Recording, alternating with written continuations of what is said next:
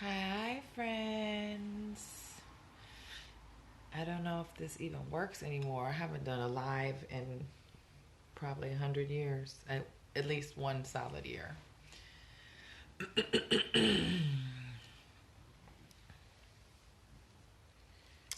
Hello.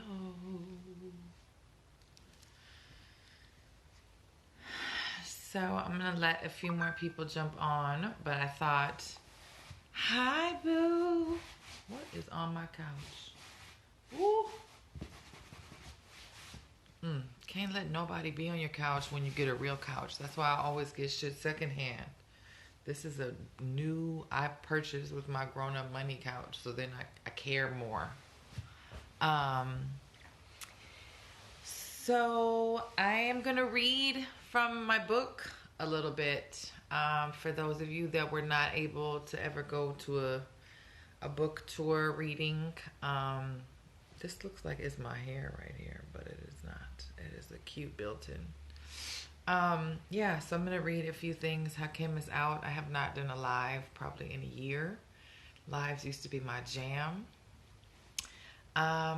So whether or not you buy the book, you're welcome to stick around and enjoy it. But as you can see, if you've been watching my stories the last couple days, I'm going hard for the book because I am doing a reprint pre-order based on how many of you order.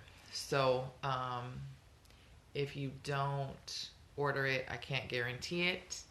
And I'm going to read some of the passages. This is tripping me out. I keep thinking my hair is sticking up, but it's really that little corner. So I'm going to lean back or something. I'm going to read some of the passages from the book. For those of you that don't have it, it is I don't like showing too much of the inside because I like it to be a surprise, but it's a very beautiful coffee table book, full color, expensive ass pages. I really splurged on it because I thought of it sort of like an heirloom, which I just posted in my stories for a friend who said she was buying it for her children because there's a photo of her in it. That's what it feels like to me. It's something that I hope you have forever. So I cared less about making a profit on it and more about just making it really high quality. So there's a lot in the book. It's basically 5 years of my writings, mainly from Instagram. And I wrote it sort of as a closure of that chapter, knowing that I really wanted to get off Instagram in a profound way, but I wanted to commemorate all this healing that I had done publicly. And so that means, because it's chronological like that, not everything in the book do I even agree with right now. It was me really learning and processing out loud. And so some of it I've changed my views. And some of it, most of it, I still really agree with, but just even skim reading it right now to figure out which ones I wanted to read to, I was like, wow, that's funny that's what I was thinking at the time. And what I'm going to do is read some of the passages that I feel like really align with the messages in Getting Free, my program. Because, I hate the saying, kill two birds with one stone. I don't want to kill birds. Free two birds with one reading. So in an effort to free two birds with one reading, the Getting Free program has 3 major components: inner, outer, together. It's the areas that I feel like I know the most about, that I think the most about, because I have to live and do the program with you. It's not something that I just like disseminate for you to download. So it has to be alive with me in my life. And so the whole first sort of winter into spring is about slowing down and really looking inner and reflecting on our own shit. And then summer is outer, which is about our bodies and nudity and clothing and all of the other things that I love so much. And then the last section is together, which is about love, which is really my favorite thing to do and talk about. So the book is called Getting Free, A Love Story. And this is the cover. And so a lot of it, I'd say the majority of the book is about love in different Incarnations, a lot of it is about self-love, and what that looks like, sort of demystified, because that's like a very social media term, but what does that should look like in real life? So I'm gonna read them in chronological order, but I'm gonna just point out that these are things that I feel like we talk about in the program about, yeah, those themes that I just broke down. So the first one is called Grandmas and Girlfriends. And this is one of the first ones I ever wrote in the previously called Right-Handed, hashtag Right-Handed, that has now been taken over by someone else, which is fine. That's the evolution of social media. Somebody jacked your hashtag. But this is one of the first, maybe the first Right-Handed that I ever wrote. April 21st, 2015. It says, we are conditioned to find partners, to believe that one person can be everything we've ever dreamed of, can fill all the voids, can heal the wounds of our childhood, can make us feel all the feelings, can complete us. But what a dangerous setup we've been sold.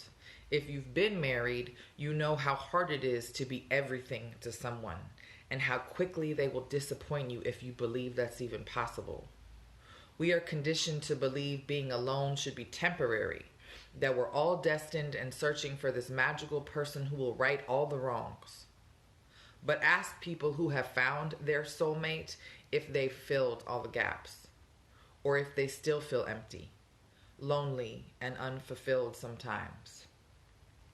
I know no one person can make everything I need, can be everything I need, and I'm not searching for someone to do so. While I am open to romantic love when it finds me, I am surprised at all the ways I feel deep love and companionship in my time alone. I get giddy inside when I get texts from Tatiana, when I see her face and she hugs me. All is right in the world. Catherine makes me laugh harder daily than any man ever has or could. Khadijah and I talk about spirituality till 3 a.m. and we're blue in the face. Agnes's entire existence lights a fire in my soul. Pia and I can discuss intersectional feminism and the history and future of political movements to no end. Even short moments with Shawana awaken the artist in me. Grandma and Raider give me that everyday, consistent, we're in this together feeling, and you, complete strangers, validate my purpose. All the feelings that I want in a mate, I have right now without one. Does it mean I'm not open and willing? Of course not. I love love. But I am whole, complete, and the happiest I've ever been single. What a wonderful way to enter into love. Needing of nothing, expecting no miracles, just enjoying the feeling they bring to your life, not all the voids they fill and problems they solve. Partnership is great, but single doesn't suck. I've got grandma, my girlfriends, a killer shower head, and a male masseuse. You can't tell me I'm not winning. I have his number, by the way, if anybody is in LA and needs a male masseuse. Highly recommend it. No happy endings, but it does the trick. All right. So they are short like that.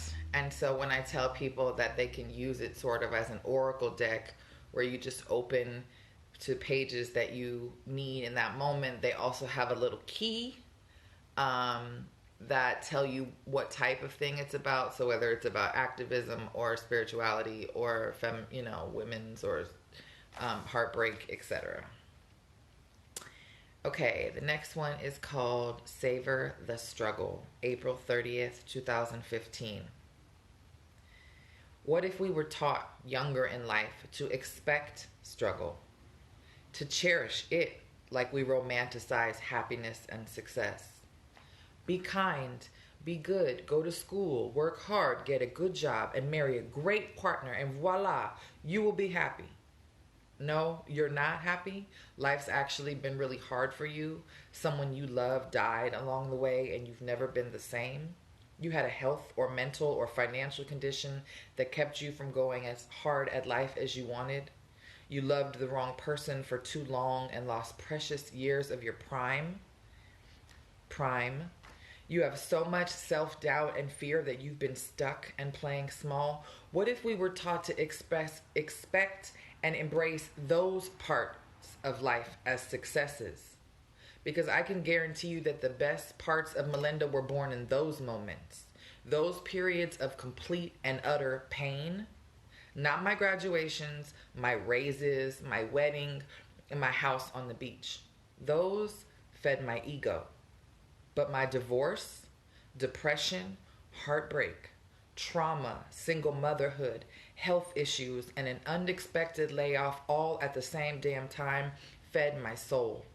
They made me stronger than the happiest of women. They forced me to look at myself and my choices and my patterns, at my surroundings, at my truth and all the false ideas I had about who I was and how life was supposed to be. My struggles broke me open. They unpeeled my layers. They tested my gangster. I really wish you got medals and diplomas and congrats for the hard times, because they are where the magic happens. So sure, go ahead. Be kind, be good, go to school, work hard, get a good job, marry someone great. But please don't think that that guarantees happiness. Happiness happens when you learn to savor the rawness of your heart in times of pain and struggle, when you can put your whole long life in perspective. The good, the bad, the ugly. They are all part of the plan. Stop trying to skip to the good part. You're missing the point of it all. I love that one. And that is one of my deep beliefs. Life is really hard, and skipping and searching and constantly seeking for the good stuff and hoping that that's when you feel the most, happiness, and that's when society applauds you, when the majority of the time we're really going through real heavy shit, and then we feel like we need to hide or that we're not successful at life because it looks different than we thought. So that is one of my favorite philosophies. This is about single motherhood, which a lot of the women in the program are. Obviously, anyone can sign up, but I attract people who reflect some part of me and my story and my identity, and single motherhood is a huge part of my identity. There's also a discount for single mothers. It's basically half off. So this is getting free if you just joined. I'm reading the book, talking a little bit about the program. They're kind of one and the same. They both grew out of my life and my experiences. This is Motherhood in Solitude, May 31st, 2015. As we approach 5 and 35, I can't help but reflect often on how far we've come on this journey together. This has been the most expansive relationship of my life, propelling me forward every day to figure it out, to be better, to do better. It has shaken the core of who I am, reshaped my identity, made me question what I believe about myself, about love and family, about the world. I never imagined doing it alone. I imagined someone there in the middle of the night, someone to have my back, to calm me when he hurt himself, to help me make decisions to barbecue with on Sundays. But that's not what the universe had in mind. Motherhood, from the start, became a test of my strength, of my ability to be alone, to be okay, and to navigate through the hardest time in my life with minimal support. And we did it. He eats his vegetables, he takes his bath, he goes to school without crying, asterisk, sleeps in his own bed sometimes, would rather draw 1,000,000 pics than play video games. That is no longer true. Puts his hand on my face daily and to tell me he loves me. That is still true. It's not what I imagined, but it's made us strong. and resilient and bonded on a level only our souls can fully comprehend. If for whatever reason motherhood has ended up for you a journey of solitude, trust that that's maybe what you needed to find your own strength to write a different story. One day you'll wake up and realize you did it with presence and grace, and maybe, just maybe, things happen for a reason.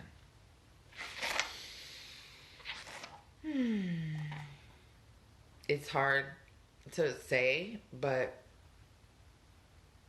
I feel like I don't believe everything happens for a reason, but I believe that we have opportunities to find wisdom in everything that does happen. And I don't know if it would have been better not doing it alone. It's been really hard, but I think motherhood is really hard, even if you have a partner. And we've turned out great. So I don't know how it would have been had it been the other way. And as someone tagged me in a post, Miss Rightway wrote something. I've had complete influence over who he's become, and I didn't have to fight with anyone about his choices and his lifestyle and parenting, and so for better or worse. The next one is called Slow and Steady, July 11th, 2015. This one is very symbolic of the Getting Free program, because the whole year is really about slowing down, which is one of the biggest lessons I've learned of my life. This is on the website for the program, but it says, "Take your time, Mom." My son wrote this when he was 3.5, 4. So if I gave you any advice, it would be to take your time. I moved fast for most of my life, racing to the next moment, the next person, the next degree. I focused more on accomplishments, checklists, and destinations than savoring the nuances of the present moment. I'm not sure if it's age or motherhood or just perspective, but I've never been more interested in slowing down, doing less, and feeling more. That's what I did this year, and it whooped my ass. So just so you know, it's not that easy to slow down and to feel more. Asterisk, disclaimer. Lots of boxes don't get checked these days. But I hope when we die, our life is not measured by the checks, but the memories, the relationships, the energy of not just what we did, but how we did it. It is easy to rush their childhood so we as mothers can regain some of our independence. But once they're old, all we do is long for the moments when they needed us to wipe them, to hold them and feed them. It's easy to long for the moment in love when you feel safe. You know exactly who they are, how much they love you, that you'll be together forever. But once we're there, we long for the early days of butterflies, of never-ending phone calls, and that constant pit in your stomach when you think they might be the one. In our careers, we grind so hard, we push so fast for titles and resume fillers, only to often find uncertainty in our choices, our fields, and eventually start from scratch on a new title, a new resume. I get it. I see the lure of the fast-paced life. That shit looks great for the gram, but when you move that fast, you never have to sit and be alone with who you really are, because you're so busy trying to become someone else. Every day I fight the urge to take more jobs, to put him in more classes, and rush this love I've got brewing. This is the good part.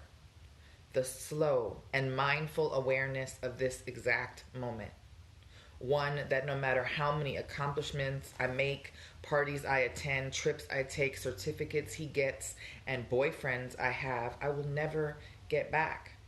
I remind myself to savor his neediness, to allow my career to unfold organically, and to enjoy the part of love where you're half elated and half terrified.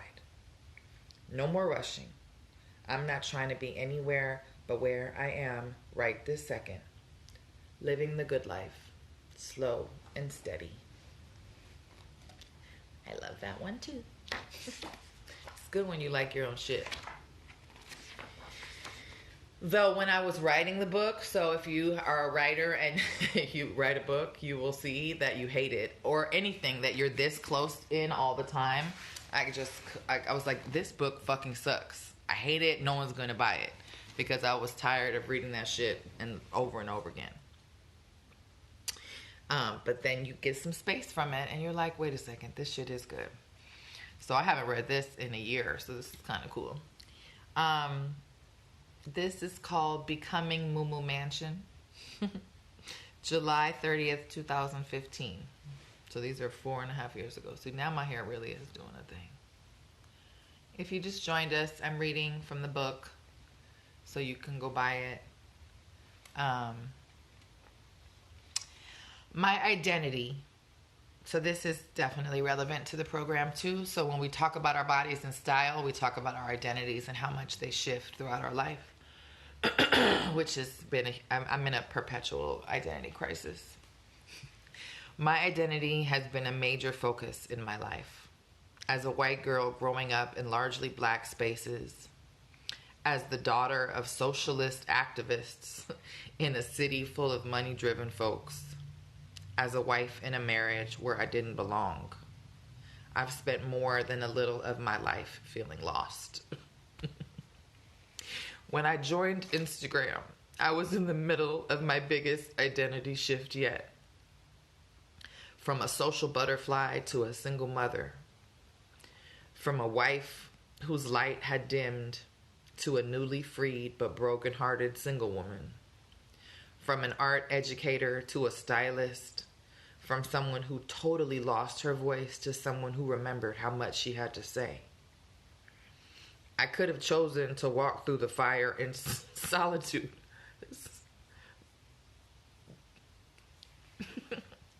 But instead, I bared my body and soul for a bunch of strangers while I figured it out.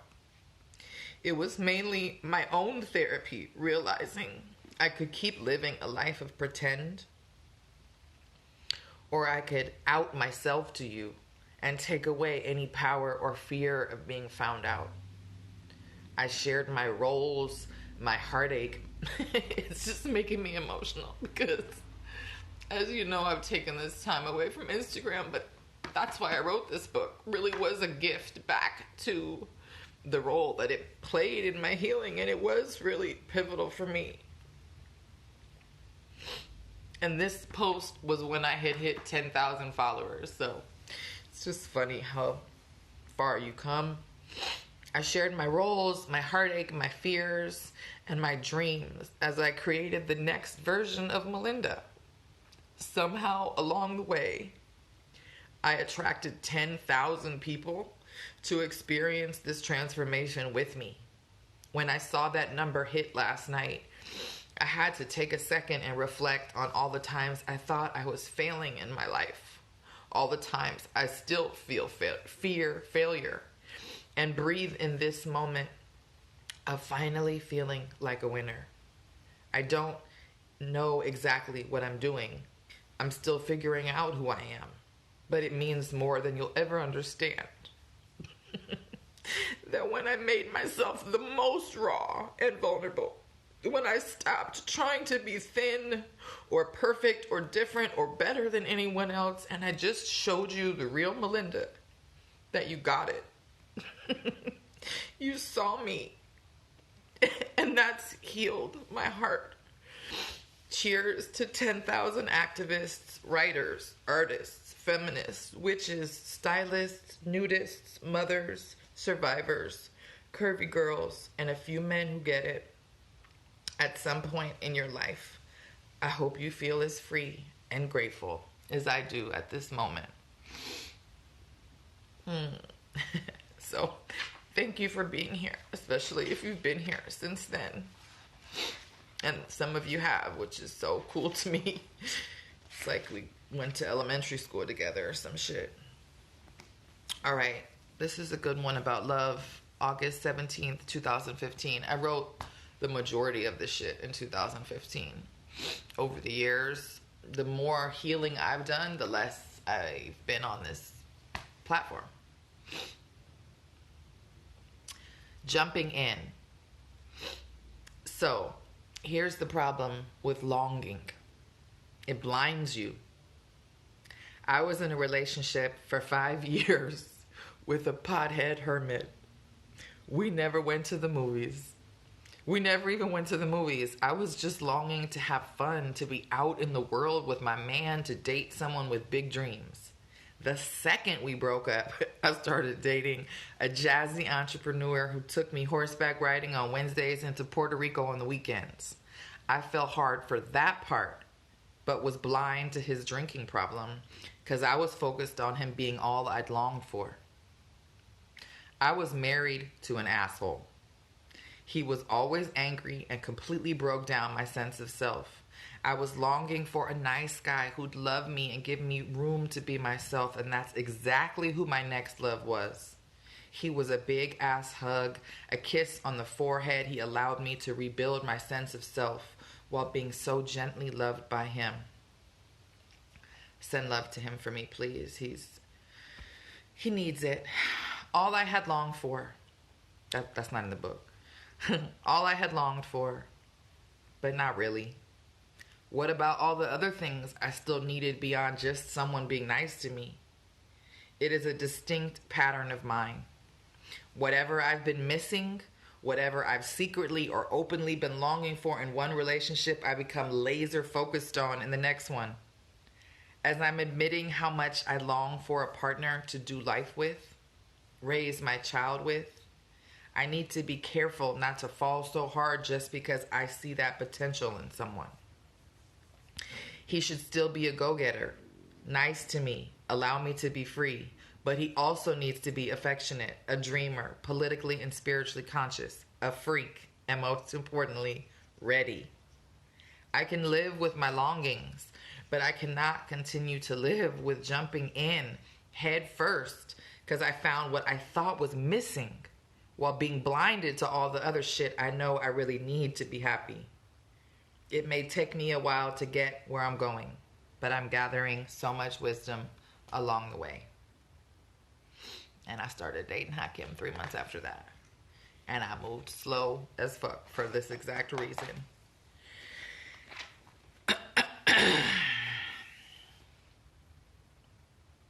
That is my biggest love advice, is moving slow so you can pay attention to your patterns while you're single, while you're in it, while you're dating, when you're in the relationship. I am still checking myself constantly about my patterns from within inside the relationship. So the shit never ends. It's not like you find them and then it's just fucking easy. The hard part is really trying to apply all the shit you learned after you find somebody. Being easy is way easier. Being single is way easier. All right, this is October 21st, 2015. It is called Lean In. It's been a rough few weeks. Some things are happening around me that are having a profound and painful impact on my life, my heart, and my psyche. And while my instinct is to be angry about the timing, life is good, I'm supposed to be happy and focusing on my next workshop, there's clearly something I need to walk through. There's never a great time for pain.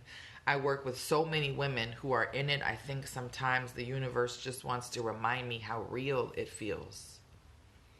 I could tell you all the things I do to pull myself out of it, but this post isn't about avoiding it or fixing it. It's about living it. Sometimes the shit hurts so bad, we just gotta let it burn. Wear the same sweats and hoodie 3 days in a row, stop returning texts, stop wearing makeup, cry in Trader Joe's, parentheses, an employee gave me flowers while I was crying and it restored my faith in humanity. Feel the pain. It is there for a reason. You will, as one of my besties and counselors, Khadijah Databoy, reminds me, land back on shore and have plenty of time to evaluate and shift perspective. When you are smack dab in the middle of the pain and PMSing, my favorite combo, it's very hard to see what's what. And that's okay. We don't have to be positive and optimistic and keep our chin up every second. There are true moments of defeat and sadness that we don't need to rush to fix. The pain we don't feel will resurface later. I guarantee it. So next time that wave hits you smack in your face, allow yourself to just go deep and lean in. It will pass sooner if you do, and you'll remember you actually are, in fact, okay. I needed that one. I need to read that one for myself.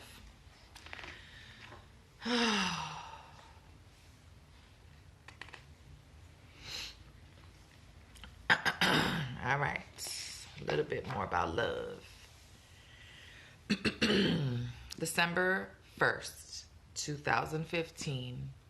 What love looks like. As I give, receive, and lose love, my views on it evolve. They change and sometimes contradict themselves. I've witnessed a lot of love being lost lately. And it honestly, for a moment, made me doubt the whole thing. Then, just like I knew it would, it found its way back to me, because no heartache or divorce, mine or anyone else's, can disconnect me from my greatest gift. While my views will continue to change as my experiences do, let me tell you what love looks like to me right now. It looks nothing like they told us it would. The movies, the songs, the fairy tales, it is far more complex and impermanent than the version they sell you as a child. Grow up, date a few assholes, find the one, and live happily ever after. I call bullshit on the illusion that love is singular or permanent in that way. I think it is fluid, and it comes in many different packages throughout our life. While I believe the idea of forever is beautiful and happens for a select few, I more often than not witness people struggling to hold on to something that is just no longer meant to be, stuck in a role they've outgrown. I'm not going to sing this part because I used to try and sing this at the book tour, and it's not my note. So I'm just going to read it. But it's from Erykah Badu's last mixtape, where her and Andre are singing to each other, and he sings, "Sometimes it's just too hard to see it through, babe. And that's why it's important to me that you know you are free, 'cause I never want to make you change for me, babe." Love is amazing. It rattles every bone in your body. It heals our past and rewrites our futures. But I fear we miss out on so much of it because we think it's only packaged in a box of forever.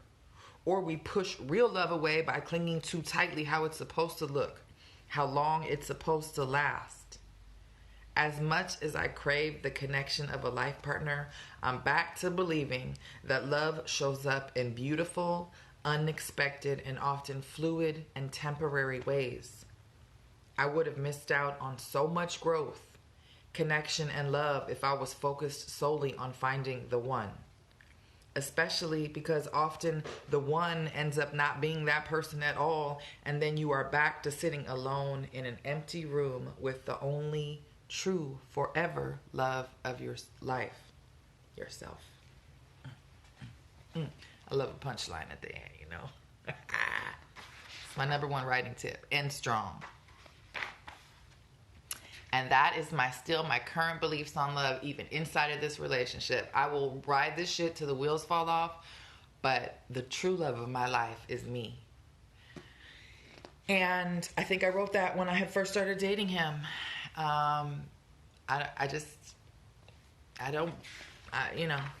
I believe in dating and trying and practicing and seeing what happens, and that it's not packaged in this way that we were sold as a child. And I still believe that 5 years later. All right, a couple more. Then I'm going to go put this in a newsletter because there's 18 of you on here. And book pre-sale will end tomorrow night. So I don't have the capacity to write anything, so I'm going to put this shit on YouTube and pop it in a newsletter. July 27th, 2016, Little by Little. So the last couple ones are very reflective of, again, of my belief around the program that life is long. So last year was the first year of the Getting Free program, and our mascot for the year was the snail. And so we just talk about moving slow, man, slowing down in our lives, but also that life is long. And all these things that we want, that they're making real shiny on the gram, you might get them, you might not, but they're not, they could be around the corner, but they might be really like down a long road where you fall a few more times. And so for me, it's really important to zoom out and look at your life in a larger, longer, slower context. So this post is called Little by Little. 10 years ago, I still went to Weight Watchers and I weighed myself daily. 9 years ago, now this is dated, so it's longer than that now. 9 years ago, I married a man against my intuition. 8 years ago, I still ate Jack in the Box. 7 years ago, I didn't trust most of my friends. 6 years ago, I had stopped chanting, meditating, and praying. 5 years ago, I was traumatized and my life changed forever. 4 years ago, I stopped trusting love momentarily. 3 years ago, I was drowning in motherhood. 2 years ago, I had never done a right-handed post. 1 year ago, I had never done a workshop. We are all in such a rush to arrive, to make it, to be healed and better, that we forget how long real change takes. That they are interlaced with real life and fear and children and marriage and divorce and pain and financial setbacks and health issues and depression and deaths and police brutality beating on our spirits. My life looks very different from what it looked like 10 years ago. But that metamorphosis did not happen overnight. It happened with a lot of help, patience, fear, prayer, meditation, and work, little by little. All right. I think I have one or two more.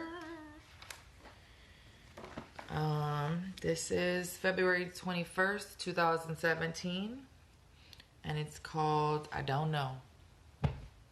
This is where I'm at for the most part. It's partially why I'm not on Instagram as much and why it's been important to me to be in community. And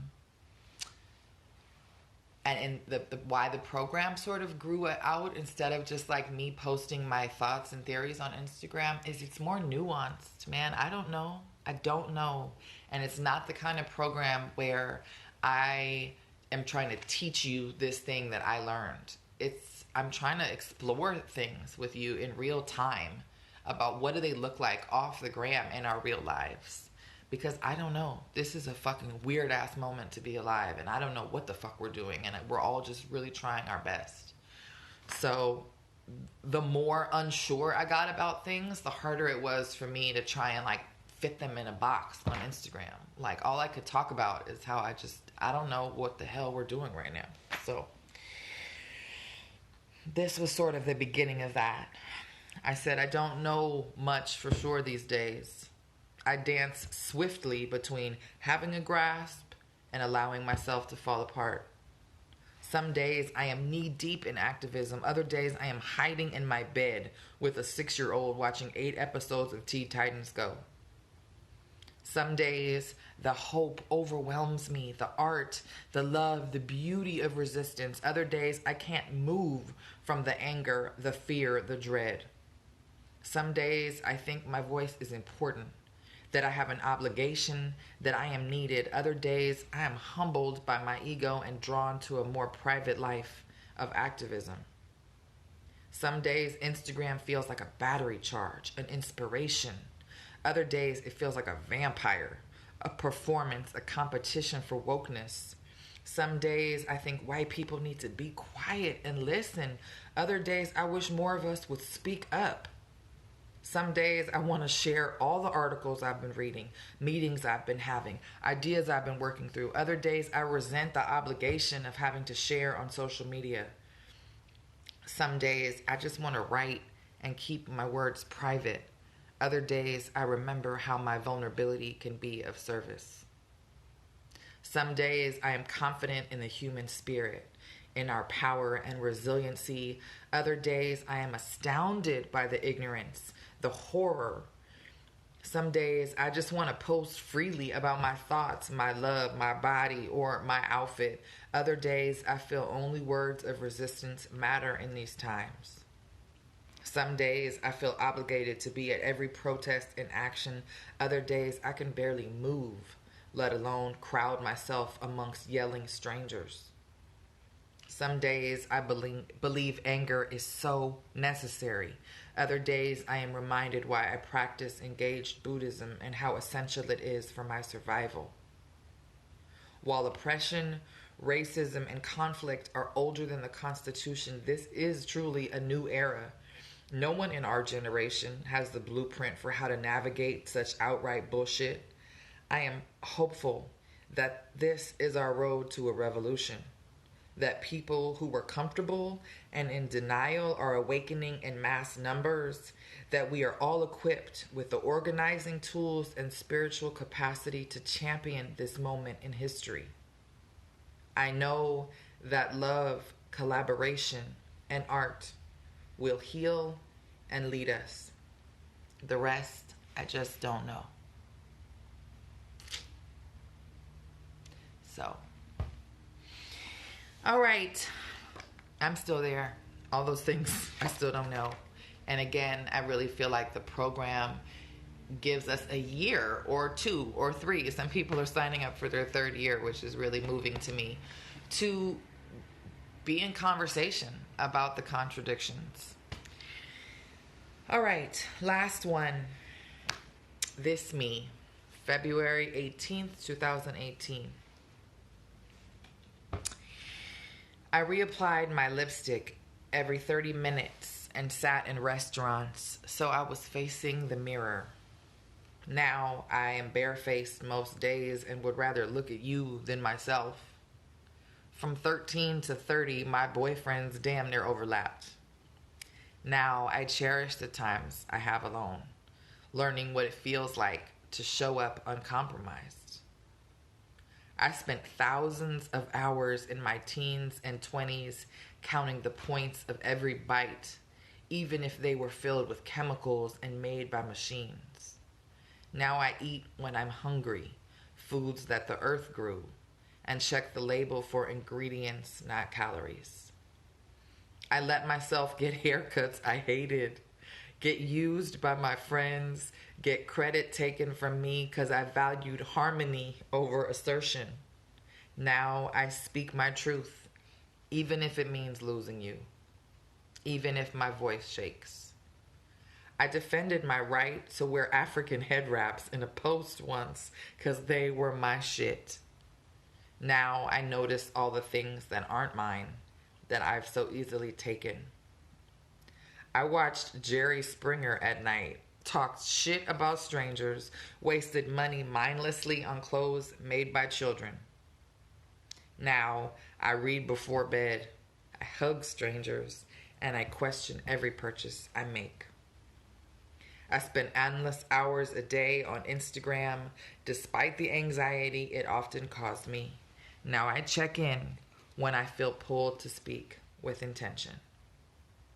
I tied shirts around my waist and wore shapewear under every dress. Now I roll my bathing suits down so my round belly can breathe and be seen by young girls covered up in long t-shirts at the beach. Don't tell me people can't change. Life is long and the opportunities for evolution are endless. I've been a lot of women, but I like this me the best. Ta-da! So, that's my story. Whether you're new or old, here, this is what the book feels like. And it's really beautiful inside. Let me give you... So the page I just read looks like this. So it's all jewelry and writing And the titles, this is handwritten, and this is photographed in my actual journal on my actual clothes. So all the prints are in here are actual things that I own. And it's just beautiful. And then there's some chronological collages that kind of commemorate from posts on Instagram what was going on in my life at the time that look like this. And they're really beautiful, and they were made by my girlfriend Agnes. I gave her the pictures and she made them pretty. So it's a photo book, it's an art book, if it's a coffee table book, I really am proud of it. And I think it's really beautiful to have taken some time away from it. The book sold out. I never wanted to mention them anymore because I felt bad that they were gone. Not really bad, but just like, why am I going to tell you, like, check this out, it's so good, and you can't have it. But I got a lot of emails over the last year, like, hey, where's the book? I can't find it.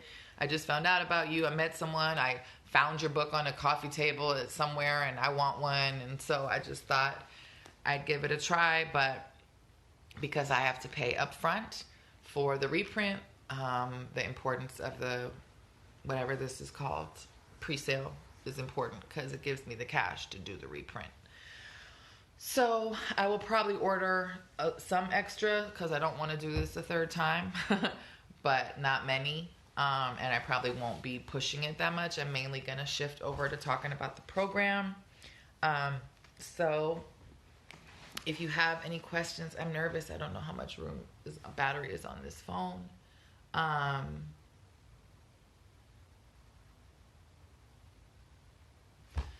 Yeah, sorry, a bunch of people are DMing me. But it's nice. It's nice for me to come back into the book. It was so much work. It was the hardest thing I've done in a long time. It just pushed my brain to another level. And then it was like moved really quickly after that. It was like I was touring it. It was this big whirlwind, and then the books were pretty much gone. And it was like, oh, okay, I did all that, and now it's over. So it's kind of sweet for me to come back and visit it after I have some time, to slow down. And it was a lot. Like, yeah, it was a lot. A lot of energy around the book tour. And it ended on my birthday, and there were like 150 people in the book tour in New York. It was beautiful, but it was just like my body and my spirit were a little overwhelmed. And so I took it easy this year, but it's nice. It's nice to spend some time with it. Grandma has a new set of nurses, and one came by. I wasn't here. My mom was here, and I guess my mom ended up reading her the book, and she was like obsessed with it, and she wanted 10 copies for her nieces and shit. And I was like, I don't have it to give her. So she actually just texted me tonight. She's like, did you tell the nurse that you did a reprint? Because she needs 10 copies for her nieces. I'm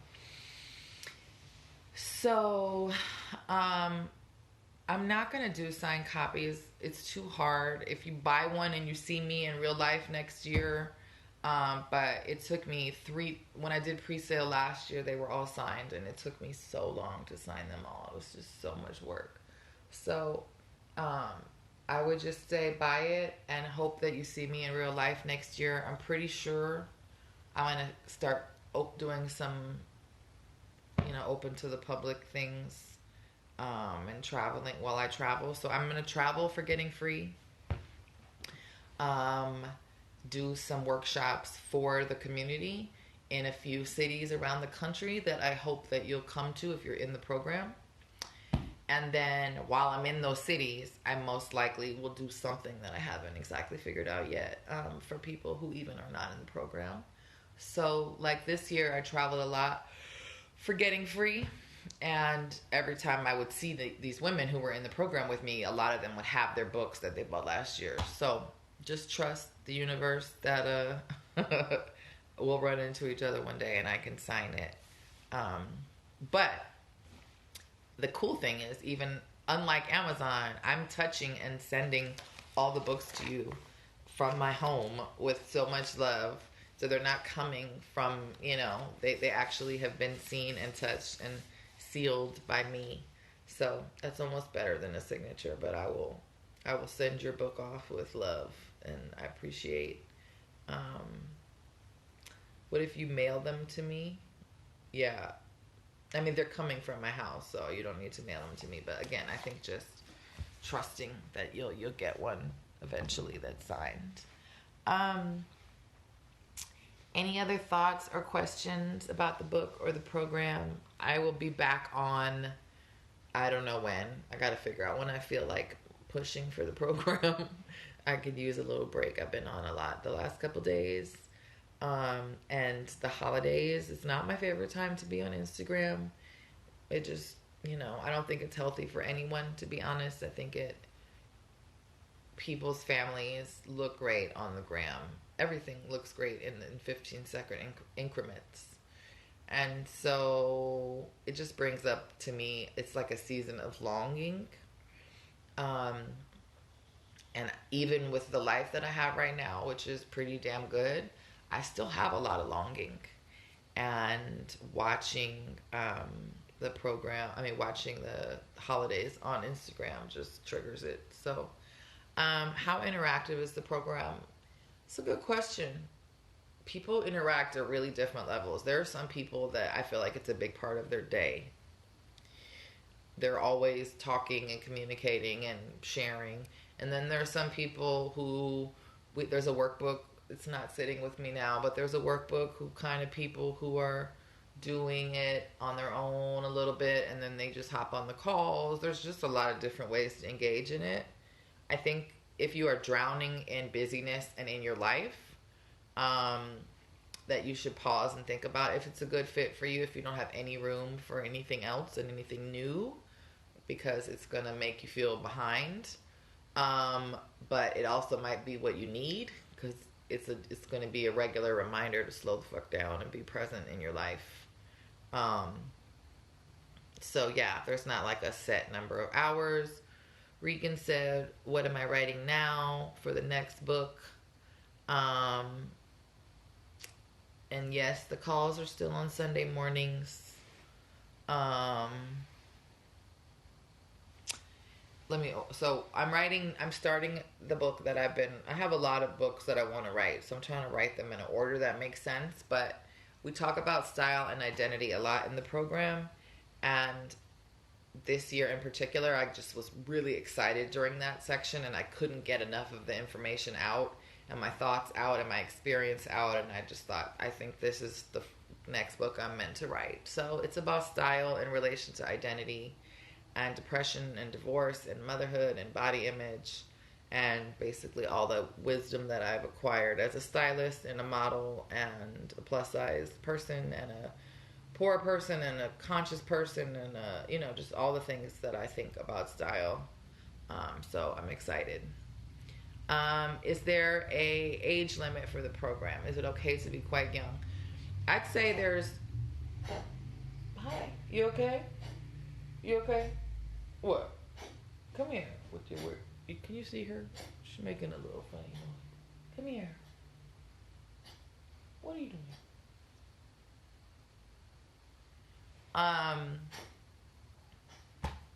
She's not doing it on purpose. She's having like a... Okay. There's probably 20 people in the program who are in their like early 20s. And I think the majority of the people in their program are in their 30s, 40s, and then there's some in their 50s and older. But, it's kind of nice. It balances us out. I really just believe in intergenerational healing. So the younger people are kind of like, oh shit, learning about things maybe before they happen a little bit. And then some of the older folks have more wisdom to share, and they've been through, more. And it kind of balances out. And so, yeah, I mean, I don't think that the, information is irrelevant. If, the book that I just read is sort of a reflection of the energy of the program. So if those things felt resonant to you, then I think the program would as well. Any other questions? I'm thinking about you and I want to snuggle you. That's her favorite spot, though. She doesn't really want to move from there. Okay. Well, I'm going to get off. I got a bunch of DMs while we were on here. I'm not reading anything. You know that. Why are you putting me on the spot? I struggle. I have 10 books on the coffee table right now that I just look at. Is the program 1 full year? Oh, that's a good question. I meant to make it shorter because it means I don't ever get a break. I'm just like looping around over and over again. But so next year, the year after, I'm probably going to make it like a 9-month program, and you just pay over 12 months. But yes, it starts late January and it ends mid-December.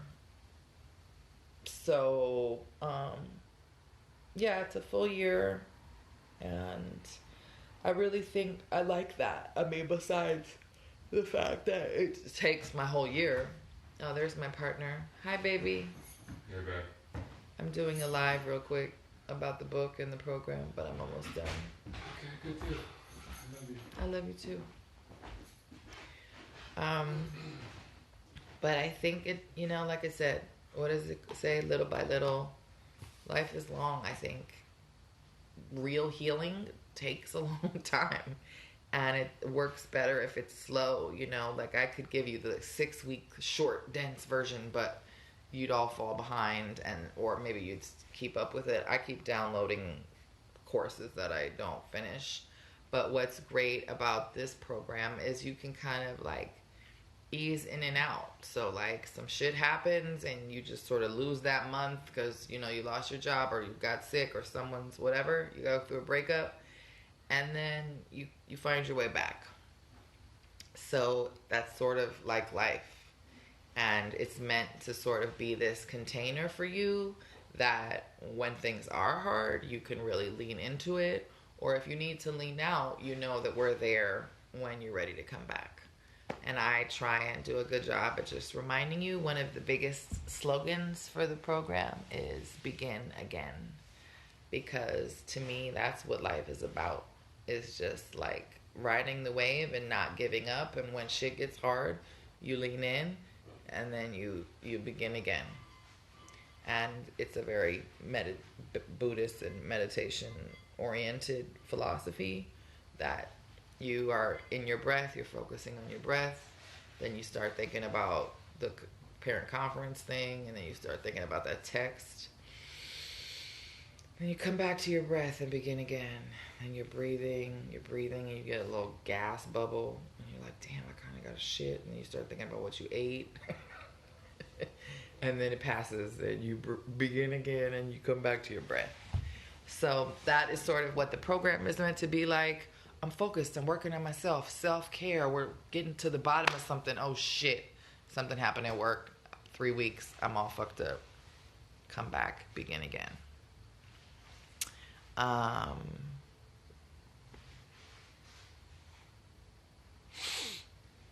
been having a lot of gas lately. That's why I referenced that. We eat a lot of vegetables around here, so I'm really trying to pay attention to what foods trigger my stomach, because I just have a lot of dietary and digestive stuff. So the link in my bio, Linktree was tripping last week, so right now it's just my website. If you go to my website and you toggle over the book, it'll take you to buy the book. If you toggle over the group of the women, that'll take you to the community page. Thanks for hanging out with me tonight. I love you. I appreciate you. Thanks for riding with me, whether you got here yesterday because someone posted about the book, or because if you've been here for 5 years when I was a stylist and my baby was little and I was super single and posting lots of thirst traps. Oh, 28 seconds remaining. Perfect. Thank you all. Thank you all. Thank you all. Get free. My new tattoo that keeps fading. This is the second time I've gotten it touched up. But at least I got a good ass picture for the website before it started to fade. I love you. Good night. Happy Saturday.